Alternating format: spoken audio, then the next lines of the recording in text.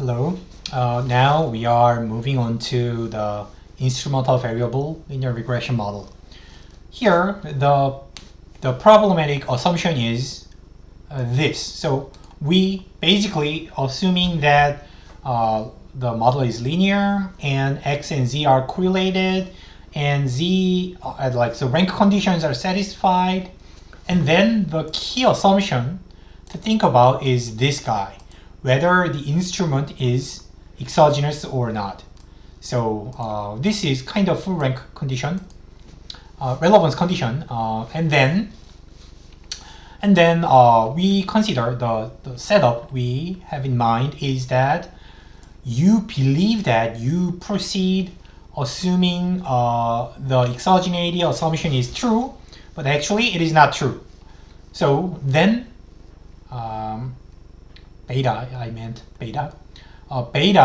you assume that the beta equals this guy, and you may remember how we derived this form.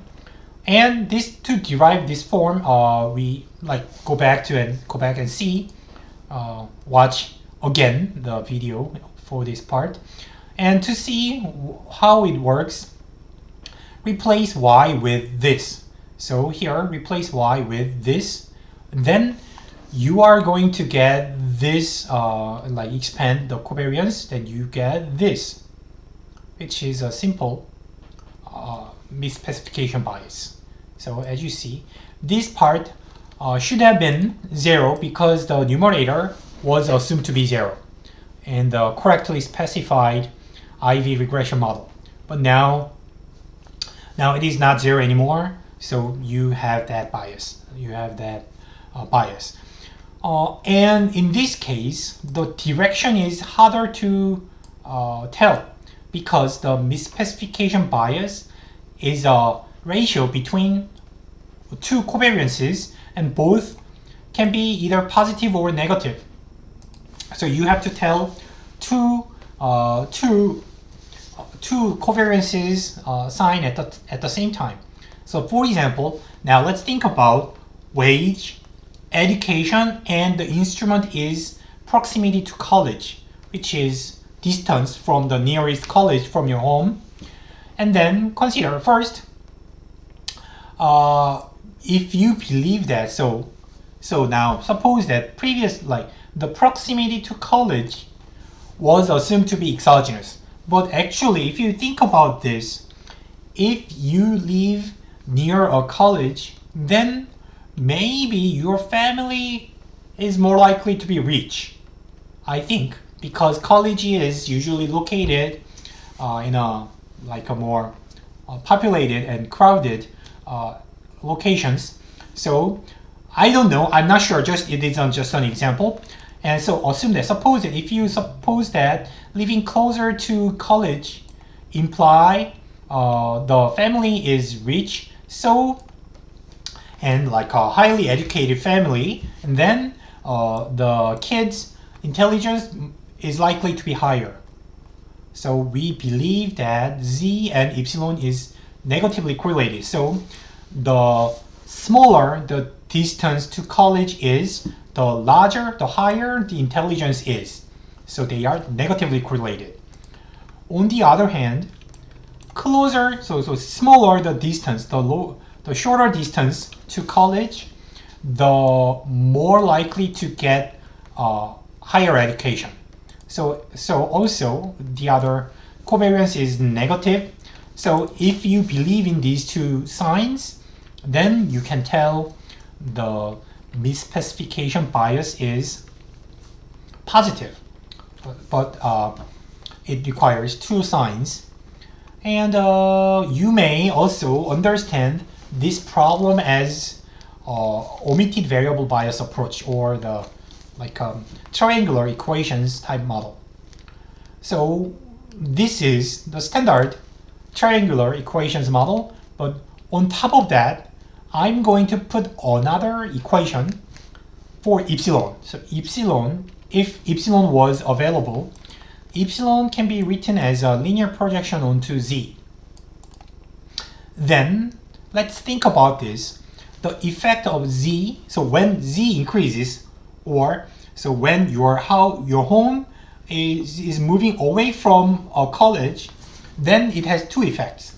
One is that as you are farther from the college, the probability, the likelihood of attending college becomes lower.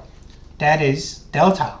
So higher z lowers the education, expected education.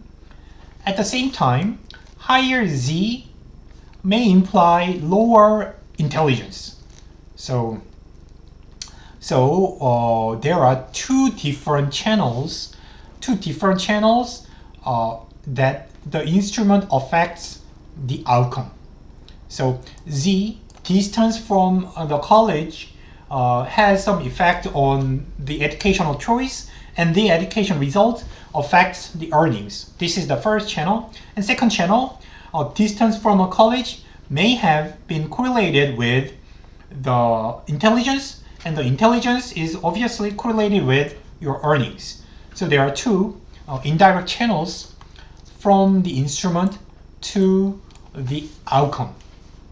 And therefore, you have this, you can write, see in the simple case, you can write them in this way. The effect of z on y can be decomposed into an effect through x and through epsilon. And through x is beta delta. So effect of z on x is delta, x on y is beta. And epsilon on y is 1, z on epsilon is lambda, as you see from this equation. So, and then remember why we are using this. Remember, we used this idea to identify the effect of x on y. The effect of x on y was identified using the instrument in this way. So z has effect on y, which is through z on x. So z affects on x and x affects y.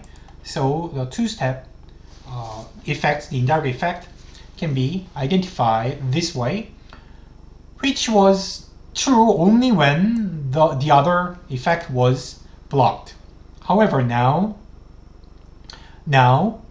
the numerator, the effect of z on y, is not simply through x, but is also through epsilon. So your identification result has a misspecification bias, lambda over delta. So you can rewrite the lambda over delta in the same form. So this is the same misspecification bias. It is just like, imagine a picture diagram how the effects are transmitted, and then you can understand it easily. Okay, now then we will also consider. Okay, I'm going to do this in the next video. Sorry about the mistake. Anyhow, yeah, see you in the next video.